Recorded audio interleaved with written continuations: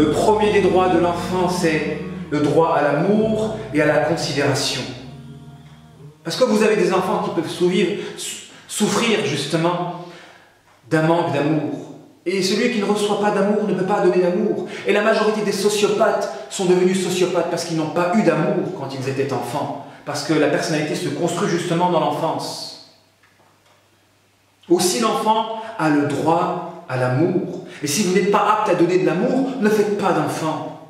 Ou confiez vos enfants à des personnes qui peuvent leur en donner. Il est malheureux de voir qu'à l'heure d'aujourd'hui, vous avez des personnes qui n'ont pas d'enfants, mais qui ont plein d'amour à donner, et d'autres qui ont des enfants, et qui torturent leurs propres enfants par de l'indifférence et de la violence.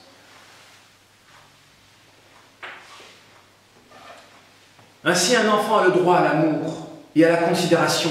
Il ne doit par conséquent pas être utilisé comme un objet pour faire souffrir l'autre élément du couple.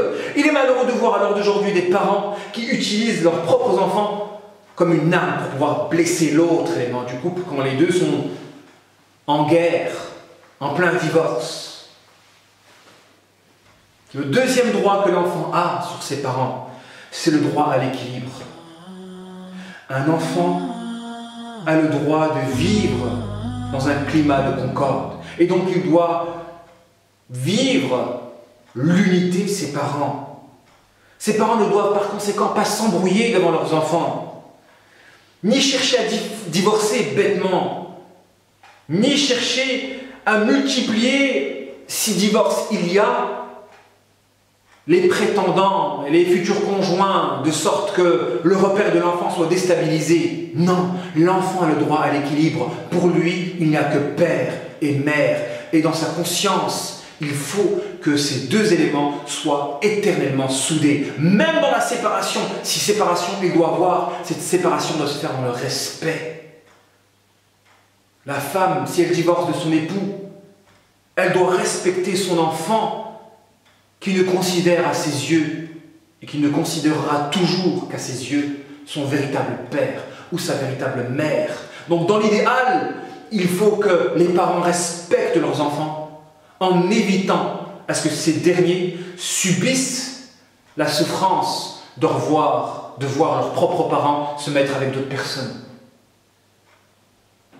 Surtout si ces autres personnes sont des irresponsables et des pervers. Imaginez, ils vivaient le bonheur avec des parents soudés, il y a eu divorce, et la mère s'est remariée, et le père s'est remarié avec des pervers. Et ils ont souffert. Et combien d'enfants ont souffert de ces belles-mères ou de ces beaux-pères qui ne les ont pas respectés parce qu'ils ne les ont pas considérés comme leurs propres enfants et qui les ont violentés. Combien de ces belles-mères ont torturé des enfants innocents tout simplement parce qu'ils n'étaient pas le fruit de leurs entrailles. Anticipez, vous parents, si vous devez vous remarier, tâchez de privilégier l'intérêt de vos enfants sur l'intérêt de votre ego, en écartant toutes les personnes qui sont incapables de respecter le droit des enfants et de donner et de respecter justement l'enfant. Il est malheureux de voir des hommes privilégier leur intérêt personnel en cherchant à se mettre avec des femmes qui vont maltraiter leurs propres enfants. Non, priorité sur le confort et l'équilibre des enfants. Ça, c'est le deuxième droit. Très négligé. Le premier droit, le droit à l'amour et la considération. Le deuxième droit, le droit à l'équilibre. Que ce soit pendant le mariage ou après le mariage. Jamais les parents ne doivent se disputer devant leurs propres enfants. Jamais ils doivent rentrer leurs enfants dans leurs problèmes personnels. C'est traumatisant, subhanallah. Comment voulez-vous? Et des parents, ils utilisent leurs enfants pour faire la guerre avec l'autre élément du couple. Ceci est strictement illicite. Laissez les enfants entre eux et réglez vos problèmes en adultes. C'est vraiment infantile,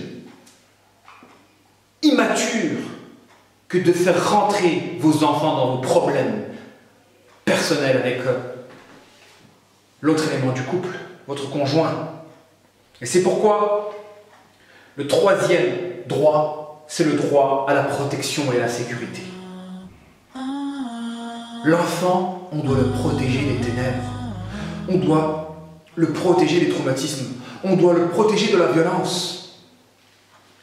Parce que vous pouvez détruire les enfants quand, justement, vous le violentez ou vous le confiez avec des personnes qui ne sont pas dignes de confiance. Comment des parents aimants et soucieux de leurs enfants peuvent-ils abandonner leurs enfants auprès de personnes dont il n'y a pas de garantie spirituelle?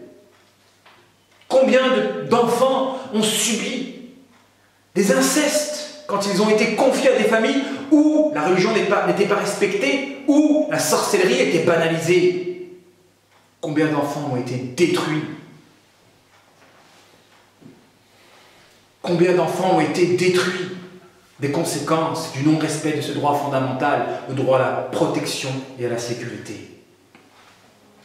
Le quatrième droit, c'est le droit à l'éducation. Mais pas à n'importe quelle éducation, à la sage éducation. L'enfant a le droit à être éduqué. Et la sage éducation implique une bonne pédagogie. Le but, ce n'est pas de forcer un enfant, ce n'est pas de lui imposer des connaissances, ce n'est pas de s'énerver quand il ne comprend pas. La sagesse implique de s'incliner, c'est d'être comme une bougie qui, lorsqu'elle veut éclairer une autre bougie doit s'incliner. Allah subhanahu wa ta'ala a utilisé un langage accessible afin que l'on puisse comprendre et s'élever. Tâchons d'imiter cette pédagogie-là.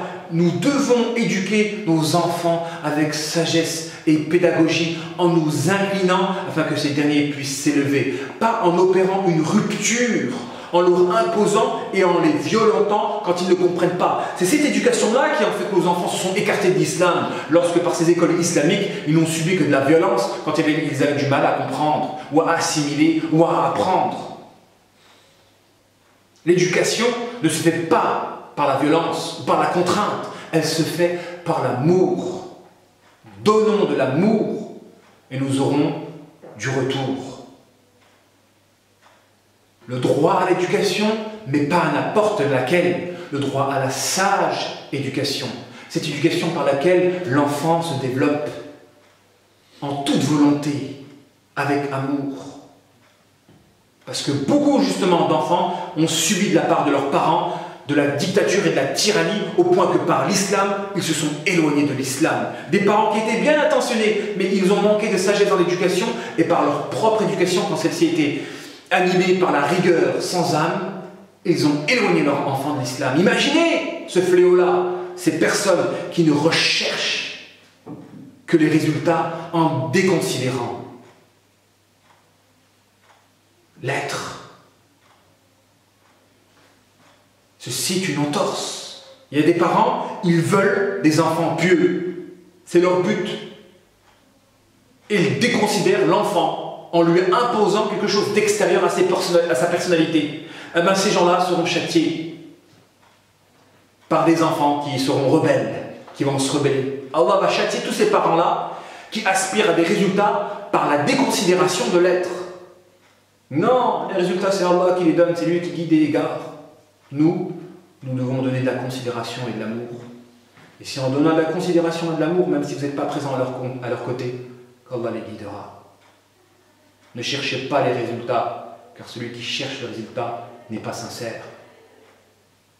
Cherchez l'agrément divin, et l'agrément divin se trouve dans le fait de considérer votre prochain. Le cinquième des droits de l'enfant, c'est le droit au loisir. Il a le droit de s'amuser, de jouer avec ses semblables. Il a le droit de vivre dans l'harmonie, dans la joie, dans le sourire, dans l'amusement. Et donc, l'on doit se prémunir nos enfants des foyers où il y a de la tyrannie, de la privation et que des ordres. Pas de communication, pas de dialogue. Malheureusement, nous avons été frappés, nous musulmans, pour la majorité d'entre nous, par des foyers où la communication ne se faisait que par des ordres.